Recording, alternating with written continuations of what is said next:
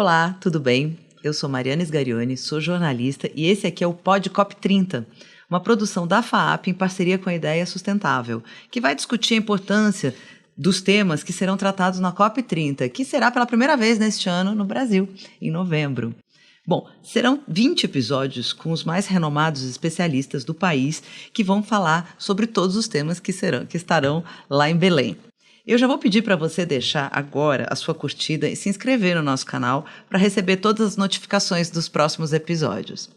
Bom, ao meu lado está o Ricardo Voltolini. Olá, Ricardo. Olá, tudo bem? Também jornalista, Ricardo é fundador da Ideia Sustentável, professor aqui da FAAP e um dos pioneiros em sustentabilidade no Brasil. Bom, e a nossa entrevistada de hoje é a Gabriela Blanchet. Tudo bem, Gabriela? Tudo bom, Mari? A Gabriela é advogada, mestre em Direito pela FGV São Paulo, sócia fundadora do Blanchet Advogados. Foi presidente do Instituto Brasileiro de Direito e Ética Empresarial. E ela atua em diversos órgãos colegiados de governança, como o Comitê de Ética do Instituto Brasileiro de Governança Corporativa, o IBGC. Ela é coordenadora e embaixadora da Iniciativa de Governança Climática do Fórum Econômico Mundial, Chapter Zero Brasil. É membro do Conselho Curador da Comunidade de Sustentabilidade e Clima do IBGC e faz parte da Comunidade Internacional de Liderança Regenerativa, os Regenerators.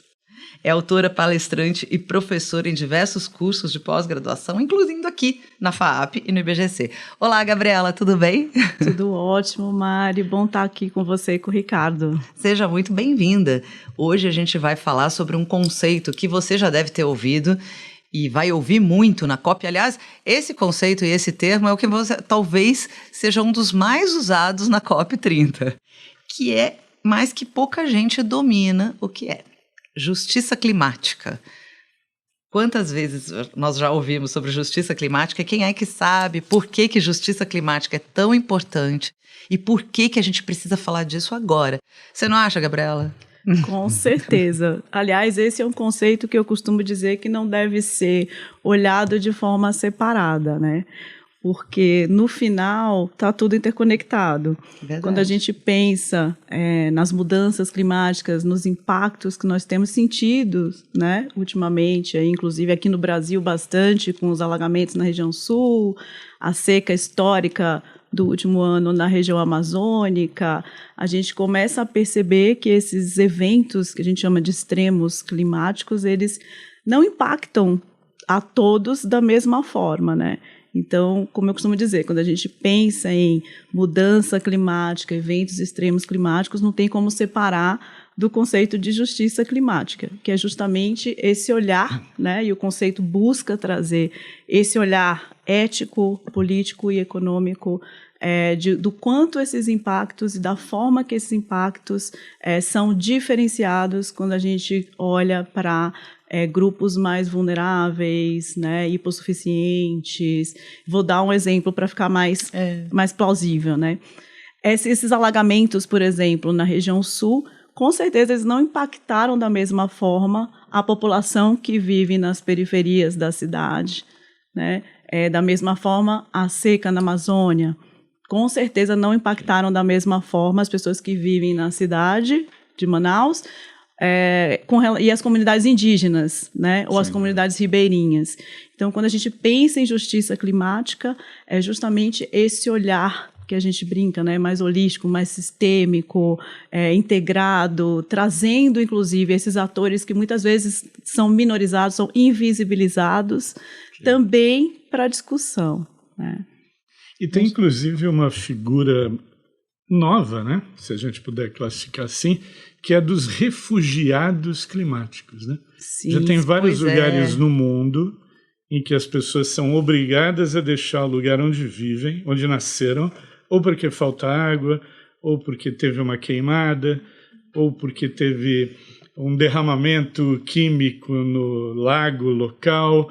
E aqui no Brasil a gente também já começa a observar pessoas saindo de regiões com maior risco de enchentes e secas e migrando para outras regiões. Não é isso? Sim.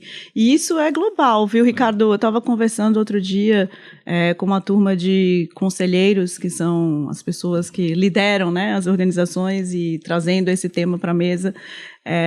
E a gente estava comentando que na África, por exemplo, a quantidade de pessoas que vão migrar, que a gente chama de migrações climáticas, os refugiados climáticos e migrações climáticas, por conta do clima, vai ser muito maior do que as migrações por conta de guerras civis. Para a gente ter uma ideia do impacto, né, dos extremos climáticos na vida das pessoas.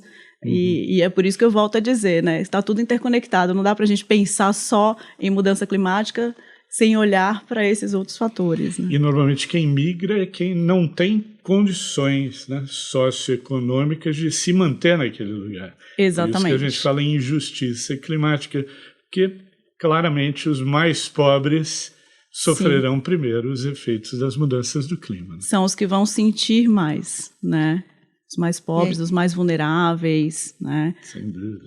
E aí a gente pensa num planeta só, onde todo mundo emite, mas alguns são mais impactados e outros menos impactados. Quando a gente pensa isso em países, a gente está falando de populações, mas se a gente pensar em países, quem emite mais? Os países mais ricos. Mas quem paga o pato? Muito mais. Os países em desenvolvimento. Então, assim, quem polui mais tem que pagar mais? Então, como é que vai ser isso? Pois é. O Ricardo até sabe muito bem que essa é uma discussão... Essa é a discussão da justiça climática. Né? E é uma discussão histórica, inclusive, nas COPs. Histórica. Né? A gente está falando das COPs e, assim, um dos pontos que mais... que mais travam, digamos assim, né, as discussões entre os países, porque quando a gente está falando de COP, a gente está falando de negociação entre os países e que, no final, sai-se ali um acordo, né, o Ricardo falou para a gente traduzir as NDCs, que são, enfim... As contribuições de cada país em relação às metas do clima, né? Exatamente. E esse é um tema que surge bastante, né, porque... E aí começa-se a falar em retratação histórica, em dívida histórica, porque se a gente olhar realmente, por exemplo, para o continente europeu, né, muitos especialistas costumam dizer, mas eles já usaram todos os recursos naturais, né, eles já não têm mais... O que a gente tem, nós hoje somos privilegiados, a gente tem uma das maiores biodiversidades do planeta, a floresta, ainda temos, recursos hídricos, mas por quê? Né? Então tem toda essa discussão, os países desenvolvidos já consumiram bastante, sem esse olhar, né, de reposição, de regeneração, e aí agora tem exigido que os países menos desenvolvidos segurem esses recursos, né? Só que veja que incongruente, né? Muito interessante. Eu que trabalho com empresas e com governança corporativa, né? Se a gente parar para pensar, a gente precisa realmente consumir os recursos naturais, né? Porque são eles que nos vestem, nos alimentam, nos transportam, né? Então a gente precisa. Mas a gente tem que consumir de uma forma responsável, né, que é essa mudança de visão que a gente vem sentindo ao longo dos anos, que é olhar para os recursos, então para o consumo de água, de energia e pensar, opa, isso aqui não é infinito, é finito. Então, como que eu vou consumir, né, sem acabar com todas as reservas? Então, tem essa discussão da dívida histórica, os países em desenvolvimento precisam se desenvolver, como o próprio nome já diz, né? E aí esse é o equilíbrio que se busca, né? Como os países em desenvolvimento continuam se desenvolvendo, ao passo em que não repetem o que os países desenvolvidos já fizeram, que é esse consumo irresponsável e como é irrefreado, né? Como é que a gente fala, tipo, enfreado, né? Irrefreável. Irrefreável, exatamente. Como que a gente põe isso na mesa para discussão, né? E como que a gente chega num consenso, né? O consenso é que é difícil. Pois né? Porque eles continuam emitindo, inclusive. Né? Eu acho que você tocou num aspecto interessante, né? Da injustiça. Quem emite menos, porque não tem... produção suficiente, ou tem um estilo de consumo mais modesto, acaba pagando a conta de quem emite mais. Quem mora na ilha de Tuvalu, que é uma ilha oceânica, vai enfrentar a submersão da ilha por conta de um estilo de consumo dos países desenvolvidos. E aí que vem talvez a grande discussão, a cobrança que precisa ser feita para que estes países que emitiram mais, de alguma forma, ajudem a financiar a adaptação às mudanças do clima destes países mais pobres ou em desenvolvimento, que não contribuíram para este volume de emissões, mas que estão sofrendo os efeitos diretamente, não é isso? Exatamente. É o vizinho rico que joga o lixo no seu quintal. Né? É o condomínio rico. Exatamente, que joga, quem vai pagar por esse lixo que está no meu quintal, que não fui eu que joguei, mas inundou o meu quintal, eu perdi minha casa. Pois é, então você vê, né? E eu adoro documentários, né? Então a gente está falando aqui do consumo e tal. Eu já deixo aqui uma dica para quem estiver nos assistindo, nos ouvindo, de um documentário chamado A Conspiração Consumista.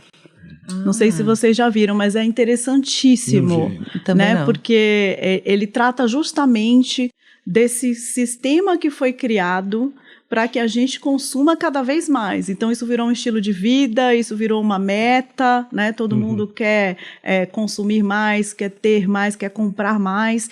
E os negócios também se aproveitam, né? Então, a gente discute muito a obsolescência programada. Então, que é você vender um aparelho que daqui a algum tempo ele não vai mais atualizar o sistema operacional e vai te obrigar a comprar um novo. Então, a gente entrou numa espiral, né, que se a gente não parar para perceber, e é por isso que a discussão sobre justiça climática é muito importante, a gente vai continuar replicando e atuando, e muitas vezes até de forma inconsciente, né? Contribuindo para que a gente não saia dessa espiral, né? E há estudos que mostram que, inclusive, um público que tende a ser mais afetado é o público de mulheres e negras. Eu acho que também é interessante a gente falar nisso, porque nós estamos falando também, ao discutir a questão de justiça climática, de gênero e de etnia. Sim, e essa é uma questão, assim, não é simples, né, de ser falada, é uma questão profunda, porque quando a gente para pensar pelo IBGE, a nossa população é majoritariamente negra, né, e feminina. Sim. E quando a gente vê na base da pirâmide, da base para o topo, a gente vê a presença dessas pessoas muito na base, né? Então, quando a gente pensa em população mais vulnerável, a gente está pensando majoritariamente nesse público. Né? E isso afeta, inclusive, por exemplo, a gente tem alguns estudos que apontam até a falta de água afeta muito mais aquela mãe negra que mora numa comunidade, que precisa da água para cozinhar para os filhos. Então, coisas que parecem tão pequenas, né? Mas no fundo fazem parte do mesmo problema. Sim, né? Normalmente as imagens que a gente tem da falta de água é de mulheres com baldes de água, né? Equilibrando na cabeça, andando longas distâncias, porque está faltando aquele recurso proximamente. E eu acho que a falta de água é um efeito esperado das mudanças do clima em algumas regiões, como é esperada também a queimada, a seca, e tudo isso vai trazer prejuízos claros em que essas populações que estão na base da pirâmide sofrerão primeiro. Por isso que talvez na hora de fazer uma política pública, levar em consideração a adaptação às mudanças do clima hoje tem um impacto social muito importante que talvez as pessoas não enxerguem porque ainda olham o impacto social apenas como educação, apenas como saúde. Mas educação e saúde serão áreas afetadas também pelas mudanças do clima. Eu acho que o desafio está em olhar este contexto de forma um pouco mais sistêmica, não é? Sim, Ricardo, e eu diria até um pouco mais. É aquela história, né? Você mencionou Tuvalu, né? Eu costumo dizer que a gente começa a sentir os efeitos, né, de eventos climáticos extremos quando eles chegam muito diretamente para a gente, né? Então, isso acontece muito com as organizações, né? As empresas. As empresas que precisam muito mais de recursos naturais para a sua produção, para o seu produto, né, para venda, vão sentir primeiro. Então, quando a gente olha no conceito de justiça climática, né, o quanto que a população mais vulnerável é muito mais impactada e é impactada primeiro, isso faz com que esse tema também fique muito distante daquele político que vai produzir a política pública, os tomadores de decisão, dos líderes das empresas. Então, ainda existe essa desconexão muito grande, porque não chegou lá ainda. Não tocou, né? Não tocou. Afetou aquele indivíduo, né? Exatamente. Então, é difícil, né, a gente constatar isso, mas infelizmente algumas pessoas só se movimentam quando aquilo lhe afeta diretamente. Né? Então é uma coisa que... E aí a educação, nesse sentido, é importante. Né? A gente está aqui conversando sobre isso, é importante levar esse tema para as organizações, mas para a liderança, a alta liderança, é muito importante. Né? E tentar trazer essa conscientização. Porque... Eu acho que isso já linka diretamente para uma pergunta aqui dos alunos da FAAP, que é justamente o que eles querem saber, o papel das empresas e das grandes corporações na busca por justiça climática. Todo o papel, né? Porque é isso. Exatamente. A gente conversou, né? As empresas nos vestem, nos alimentam, nos transportam. A gente precisa ter empresas até para o desenvolvimento econômico. Claro. Mas, por outro lado, as empresas impactam. Né? As empresas consomem os recursos naturais, as empresas, né, especialmente as empresas que usam esses recursos para nos prover, né? Com água, com tudo que a gente está falando aqui. Com tudo, Só que o que acontece hoje em dia? Ainda essa análise do impacto que a empresa causa para a comunidade na qual ela atua e para as pessoas, né, para a cadeia de valor, para os seus fornecedores, para os seus prestadores de serviço, ainda isso não é tangibilizado. Né? São poucas as empresas que olham para isso e que calculam o tamanho do impacto, né, do consumo de uma água, de uma energia não renovável, o quanto que isso impacta para fora, né, na comunidade. No seu entorno. Né? No seu entorno. Então, essa é uma realidade que precisa ser mudada. E aí, uma dessas iniciativas, que é uma iniciativa que eu faço parte, surgiu no Fórum Econômico Mundial, surgiu justamente com essa intenção, que é trazer o tema para a mesa, mas para a mesa e para a agenda da alta liderança. Porque essas empresas, elas impactam, mas elas também vão ser impactadas. Claro. Né? Exatamente. Claro. E elas precisam estar preparadas, precisam ser resilientes, precisam se adaptar à nova realidade. Se a gente pegar o caso emblemático do Rio Grande do Sul, muitas empresas tiveram que interromper suas operações porque a água tinha subido, estragado equipamentos e destruído infraestrutura. Uma pergunta que me ocorre aqui é uma pergunta talvez um pouco mais profunda, mas para operadores de direito é sempre uma pergunta interessante. Ai, meu Deus, eu tenho até medo. Eu vou responder como todo advogado, depende. A quem cabe, se a gente está falando de justiça, né, a quem cabe, no final das contas, promover essa justiça? Quem são os atores todos que têm que estar envolvidos? Porque a gente está falando de algo que deve ser uma aspiração, né? Mas, ao mesmo tempo, a gente sabe que nem sempre se promove justiça. A gente pode até tentar fazer corretamente algo, mas isso não significa que, no final do dia, eu vou estar promovendo justiça. No caso do clima, nós temos um ambiente de urgência. O Exatamente. Clima, já estamos esgarçando os limites de 1,5, né? As metas estão aí colocadas e parece que ninguém está cumprindo adequadamente. Como é que a gente vai discutir justiça climática na COP30 sem que esse seja um discurso muito vago, muito aspiracional, que a gente consiga criar mecanismos efetivos para garantir essa justiça? Pois é, pergunta profunda, dificílima, né? Mas eu começo falando que primeiro a gente precisa tornar o tema tangível, que as pessoas comecem a ter consciência do quanto isso tem impactado não só as empresas, as organizações, mas a nossa vida de uma forma geral. Discutir nas escolas desde cedo é importante também. É imprescindível, mas eu acho que esse tema tem que estar em todas as esferas sabe, Ricardo? Eu acho que a ONU tem nos P's que ela fala, né? Um deles é parceria. E eu sou muito dessas que acredito que a gente não vai a lugar nenhum sozinho. Sim. Por outro lado, a gente precisa fazer a nossa parte, né? Então, a gente pode olhar para o conceito de justiça de uma forma mais macro, né?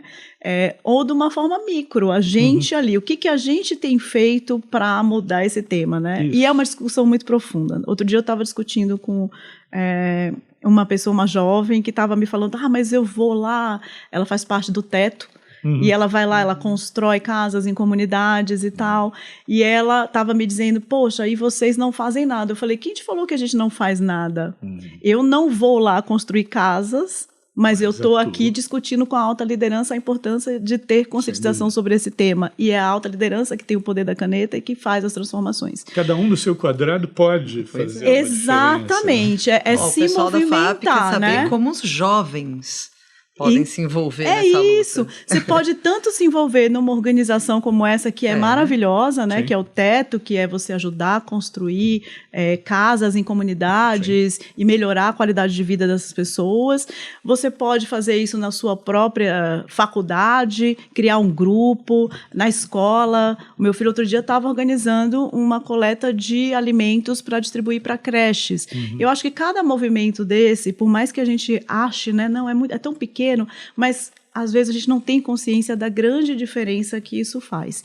E fazer a nossa parte como cidadão, né? É escolher bem quem a gente coloca no poder e cobrar as políticas públicas, que também são importantes. E mais ainda, né? Quando for fazer compras no supermercado... Isso. Vamos nos conscientizar, né? Que tipo de produto a gente está comprando? Será que essa roupa que eu estou comprando é fruto de um trabalho infantil? É fruto de um trabalho escravo? A gente estava falando de produtos. Eu fui visitar uma cooperativa de catadores. E aí eu comecei a entender algumas coisas interessantes, né? Por exemplo, tem embalagens cujas cores se tornam difíceis de serem recicladas. Pois é. Mas, Gabriela, por que a indústria continua fazendo essa embalagem? Porque é a que mais vende. Então, passa também por uma grande mudança uma revisão até do olhar cultural, de nossa. Né? As empresas falam, gente, brasileiro compra produto pela embalagem. Pois é. Será que a gente deve continuar assim?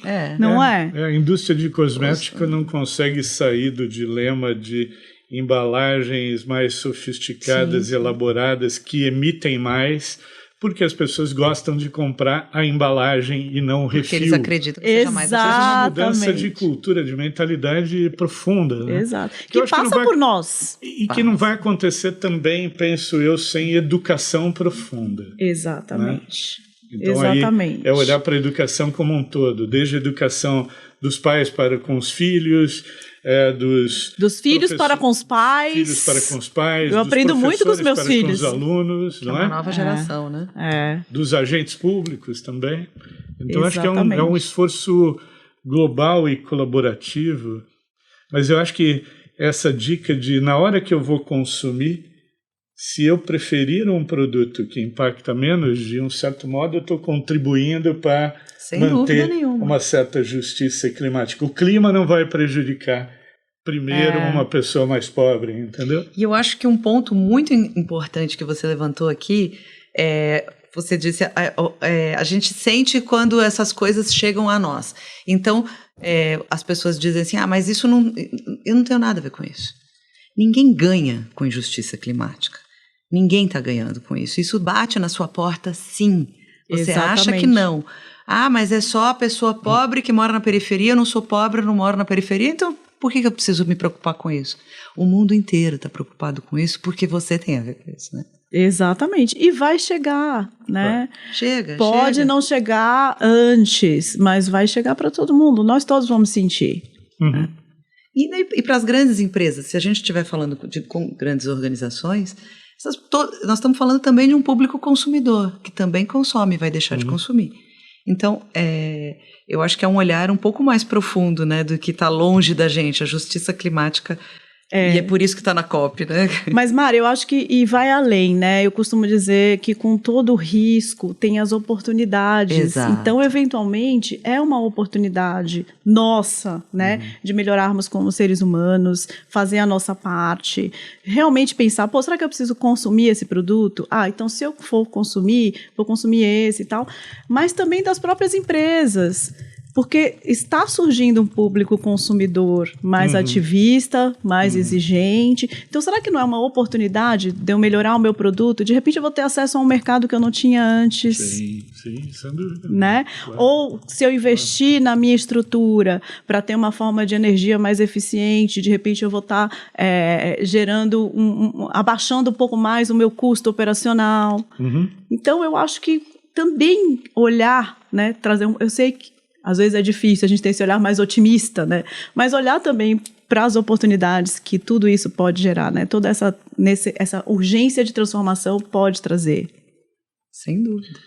É uma discussão que eu imagino que vai ser recorrente na COP30, é justamente a discussão que fala sobre a preservação de florestas como também um meio de manter as populações que dependem dela e, portanto, dos ativos da floresta, mas também da regulação do clima.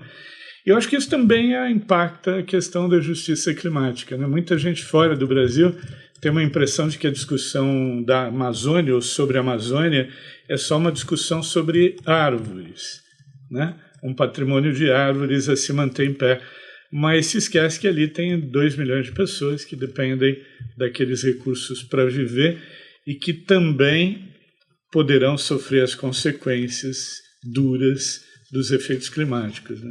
Sim, com certeza, Ricardo. E você sabe que é muito interessante, né, a gente falar da Amazônia e olhar só para as árvores. Você tem razão.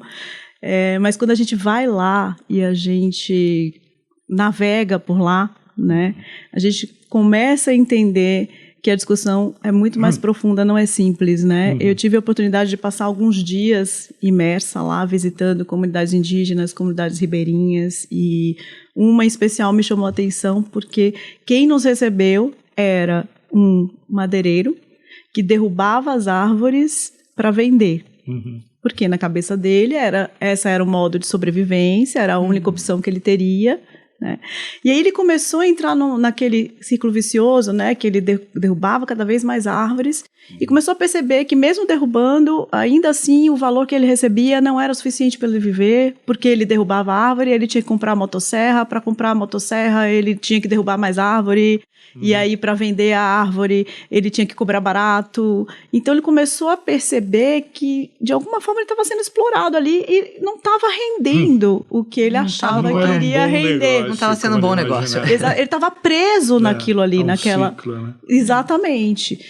E aí ele começou a entender, poxa, eu acho que a floresta vale mais em pé. Aqui a gente tem diversidade de plantas, de árvores, um lugar bonito que as pessoas podem vir. E a comunidade toda começou a se transformar. E se transformou numa comunidade que recebe turismo de base comunitária.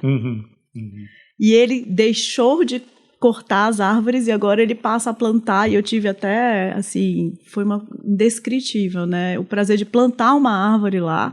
Então ele recebe essas pessoas, a gente planta árvores nativas. E aí ele contando que agora ele vive muito melhor, ele ganha muito mais, e ele consegue reverter isso para a regeneração, para manter a floresta em pé. Então, ouvir isso dessa pessoa teve um lugar muito especial para mim, né? Eu falei, gente, nós precisamos olhar com esse olhar para a Amazônia. Você trouxe a questão da comunidade indígena. É mais um desses públicos vulneráveis à injustiça climática, né? Porque quilombolas, as pessoas que vivem da terra ou que têm uma relação com a natureza muito diferente daquela que temos aqui nos centros urbanos. Eles têm uma relação, uma conexão muito profunda com a terra, com os ativos da terra, né? O cuidado que eles têm também é maior. Essas populações também estão sofrendo porque são as primeiras a perderem com as mudanças do clima, né? São, Ricardo, e assim, é muito difícil, né? A gente vê o quanto que isso impacta essa população. Por outro lado, eu sempre gosto de olhar pelo lado também otimista, né? A gente tem discutido muito nessa minha comunidade de liderança regenerativa, que tem muita gente de fora, esse resgate que a gente precisa ter para os saberes tradicionais e originais, né? Porque se a gente parar para pensar, a medicação que a gente toma decorre de uma planta medicinal que veio de um saber de um povo originário, né? O princípio ativo veio desse saber tradicional, né? Exatamente. Então tem muita sabedoria ali de como conviver de uma forma e usar dos recursos naturais de uma forma em que esses recursos consigam se regenerar, né? Então eu digo que eles têm sofrido bastante, mas, por outro lado, a gente precisa ouvi-los, a gente precisa trazê-los para a discussão, a gente precisa trazê-los para a mesa, e não só nossa como pessoas, mas das empresas. Né? Sem dúvida, é unir forças. Exatamente, exatamente. Então, também visitando essas comunidades indígenas, conversando com o líder né, deles, ele estava nos contando, e aí ele começa com a história que o branco chegou e os subjugou, né? E muitos se conformaram. Então, veja, já começou tudo errado, Totalmente né? Totalmente errado. Então, a gente ter esse olhar com essa sensibilidade e dando espaço de escuta, porque eles têm coisas maravilhosas. Eu estava conversando com o Almir Suruí, e ele contou para a gente que ele fez um planejamento estratégico de 50 anos para a comunidade indígena dele, porque eles estavam sendo extintos, muitos estavam morrendo, e a população tinha diminuído drasticamente da comunidade dele. Hoje eles já são mais de 5.000, e eles começaram a olhar o que a gente pode ter aqui que vai ser revertido para a nossa comunidade, e não vai ser extraído e tirado da gente. Muito legal, muito interessante isso. Muito bom. Gente, eu não queria dizer, mas assim, nosso tempo acabou, nosso episódio acabou. E a conversa estava ótima, ótima. Eu gostaria de encerrar com uma frase da Gabriela, que nós estamos diante de uma oportunidade de melhorar. Não apenas como consumidores, mas principalmente como seres humanos. Muito obrigada, Gabriela. Obrigada a todos e até o próximo.